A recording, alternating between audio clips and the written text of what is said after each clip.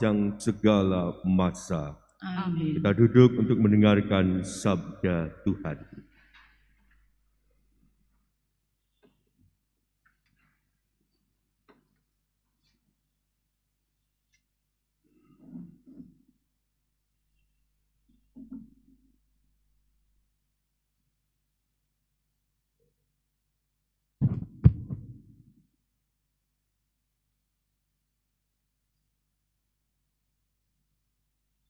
Bacaan dari Kisah Para Rasul.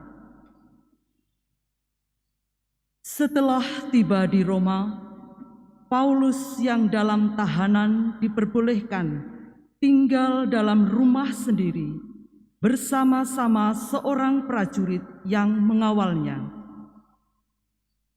3 hari kemudian, Paulus memanggil orang-orang terkemuka bangsa Yahudi. Dan setelah mereka berkumpul, Paulus berkata, "Saudara-saudara, aku tidak berbuat kesalahan terhadap bangsa kita atau terhadap adat istiadat nenek moyang kita.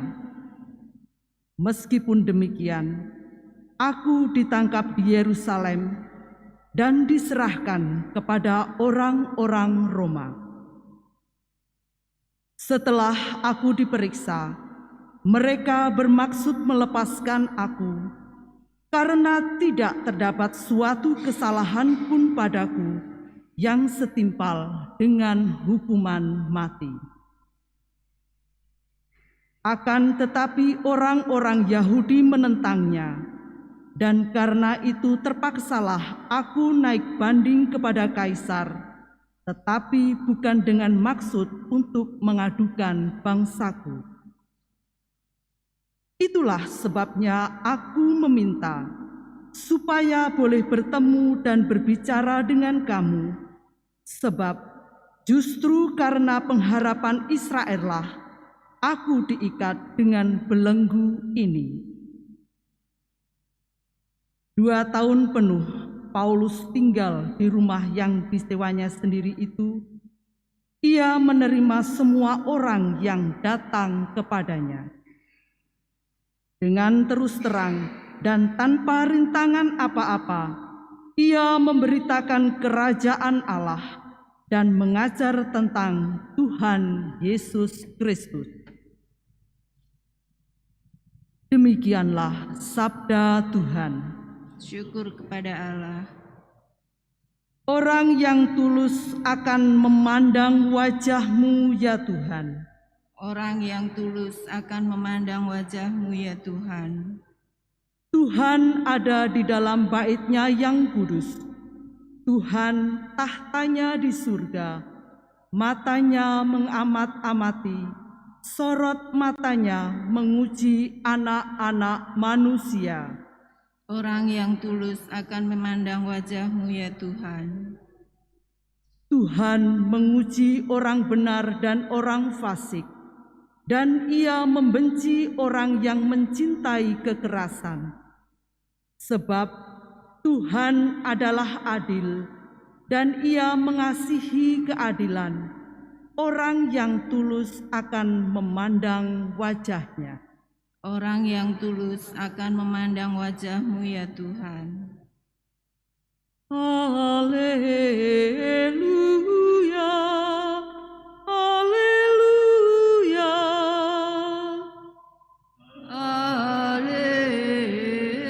Haleluya, haleluya. Aku akan mengutus roh kebenaran kepadamu, sabda Tuhan.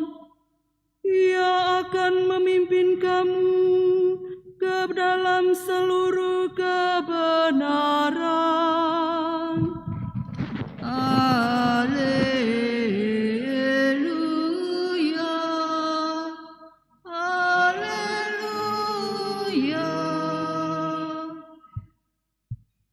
Tuhan bersamamu. Dan bersama rohmu. Inilah Injil suci menurut Santo Yohanes. Dimuliakanlah Tuhan. Setelah Yesus yang bangkit berkata kepada Petrus, "Ikutlah aku." Petrus berpaling dan melihat bahwa murid yang dikasihi Yesus sedang mengikuti mereka, yaitu murid yang pada waktu mereka sedang makan bersama, duduk dekat Yesus. Dia inilah yang berkata, "Tuhan, siapakah dia yang akan menyerahkan Engkau?" Ketika Petrus melihat murid itu, ia berkata kepada Yesus, "Tuhan, apakah yang akan terjadi dengan dia ini?" Jawab Yesus, "Jikalau aku menghendaki supaya ia tinggal hidup sampai aku datang, itu bukan urusanmu, tetapi engkau ikutlah aku." Maka tersebarlah kabar di antara saudara-saudara itu bahwa murid itu tidak akan mati. Tetapi Yesus tidak mengatakan kepada Petrus bahwa murid itu tidak akan mati, melainkan, "Jikalau aku menghendaki supaya ia tinggal hidup sampai aku datang, itu bukan urusanmu." Dialah murid yang memberi kesaksian tentang semuanya ini dan yang telah menuliskannya, dan kita tahu bahwa kesaksiannya itu benar. Masih banyak hal-hal lain yang diperbuat oleh Yesus, tetapi jikalau semuanya itu harus dituliskan satu persatu, maka agaknya dunia ini tidak dapat memuat semua kitab yang harus ditulis itu. Demikianlah sabda Tuhan. Terpujilah Kristus.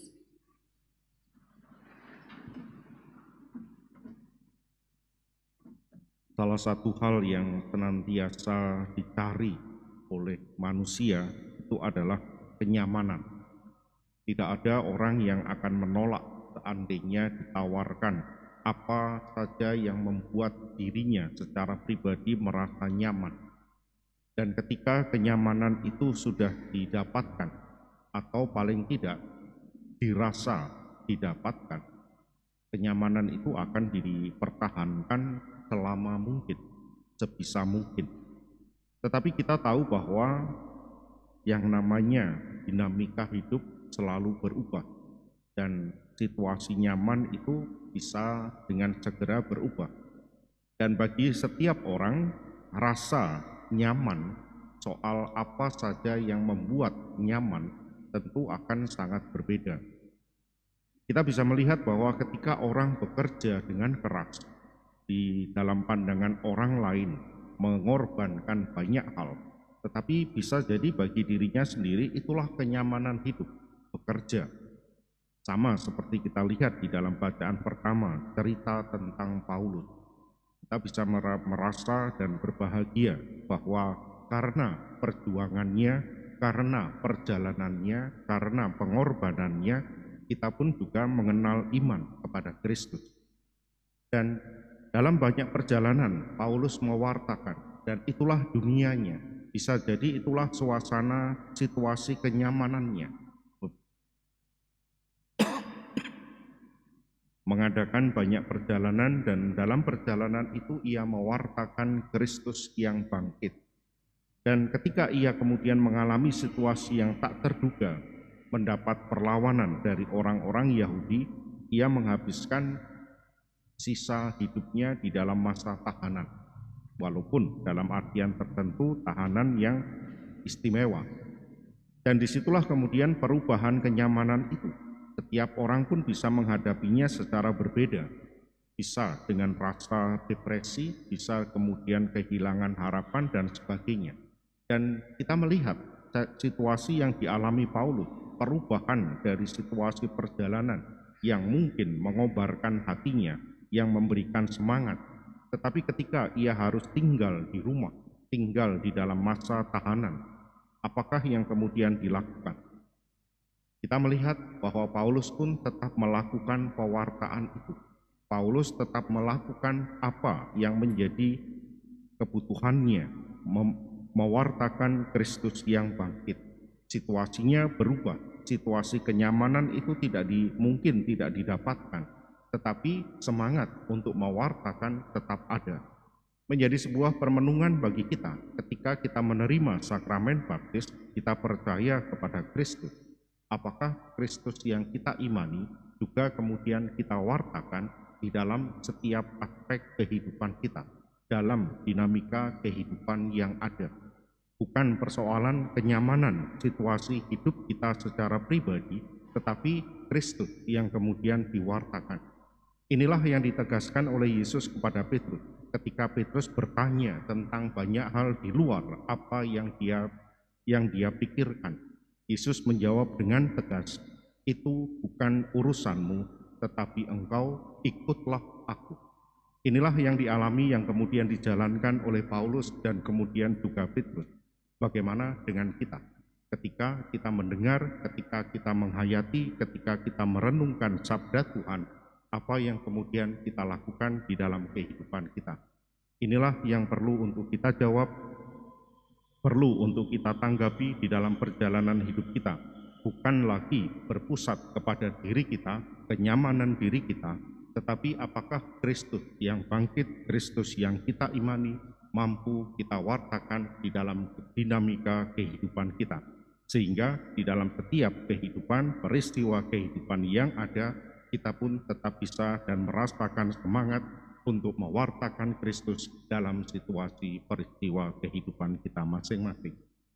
Dalam perayaan Ekaristi hari ini kita mohon rahmat dan kekuatan Tuhan agar kita senantiasa dimampukan untuk merenungkan Tuhan sendiri dan akhirnya hasil permenungan itu kita ungkapkan di dalam sikap dan perilaku kehidupan kita. Berkat Tuhan senantiasa menyertai kita.